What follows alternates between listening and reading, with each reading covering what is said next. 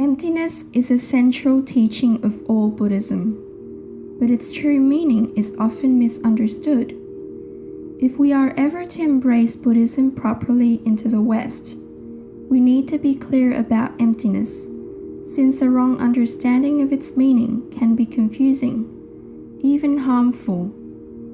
The 3rd century Indian Buddhist master Nagarjuna taught, emptiness wrongly grasped is like picking up a poisonous snake by the wrong end. In other words, we will be bitten. Emptiness is not complete nothingness. It doesn't mean that nothing exists at all. This would be a nihilistic view contrary to common sense. What it does mean is that things do not exist the way our grasping self supposes they do. In his book on the Heart Sutra, the Dalai Lama calls emptiness the true nature of things and events.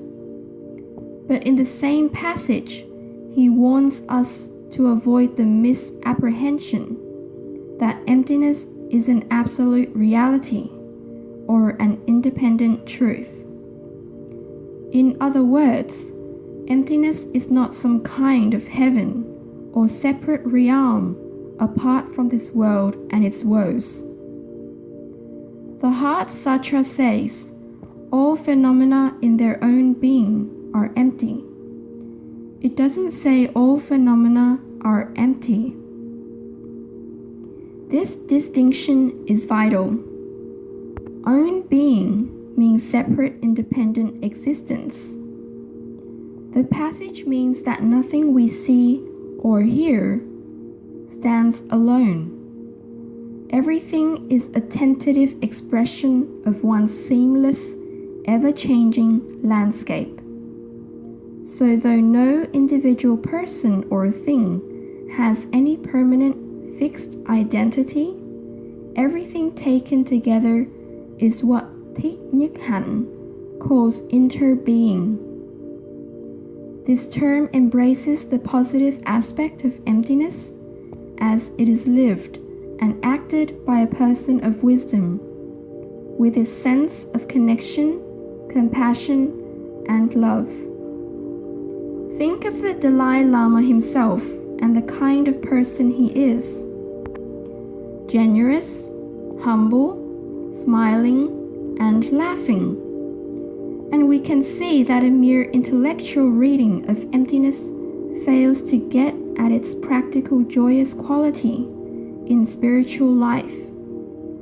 So emptiness has 2 aspects, one negative and the other quite positive.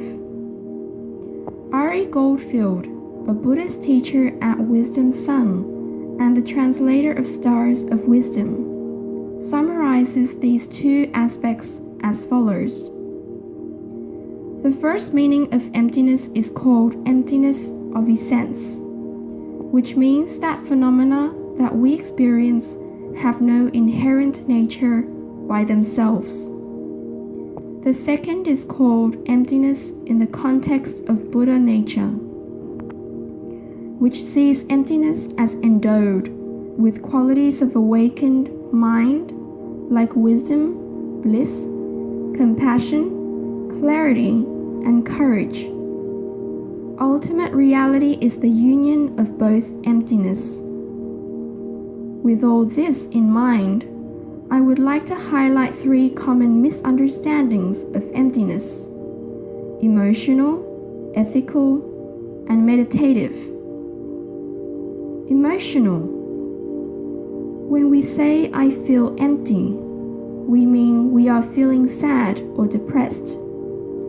Emotionally speaking, emptiness is not a happy word in English. And no matter how often we remind ourselves that Buddhist emptiness does not mean loneliness or separateness, that emotional undertow remains.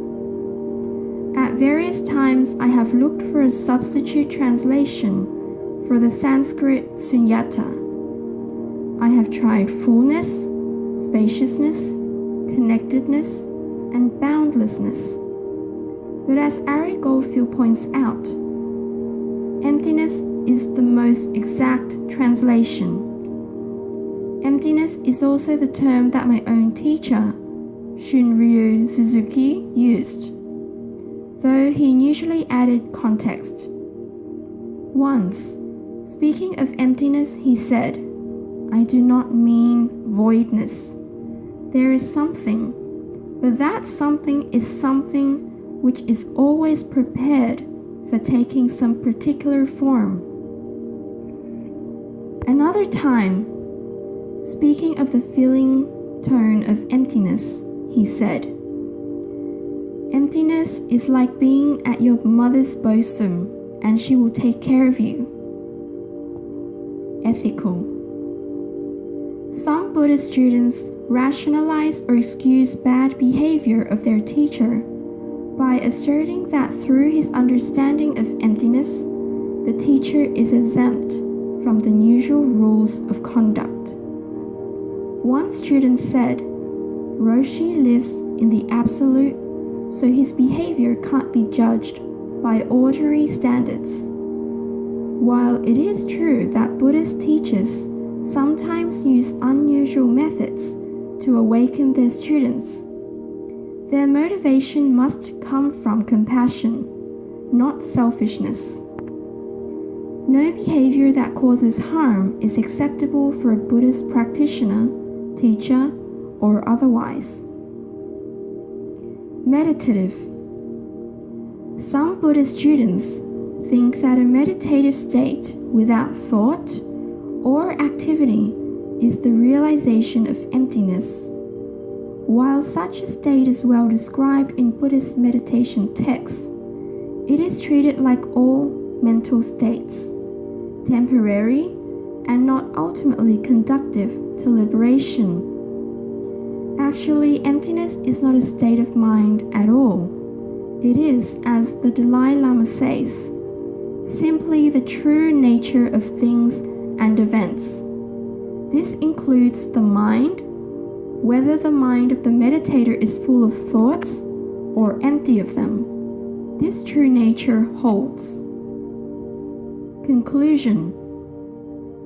Finally, since emptiness seems so difficult to understand, why did the Buddha teach it at all? It is because of his profound insight into why we suffer. Ultimately, we suffer because we grasp after things, thinking they are fixed, substantial, real, and capable of being possessed by ego.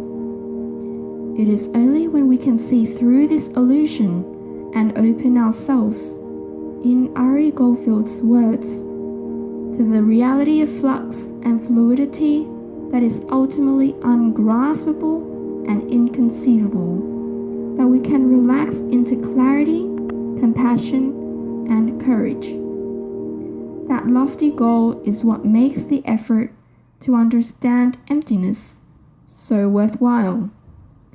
Thank you everyone for listening. This is voiced by L. Woodson.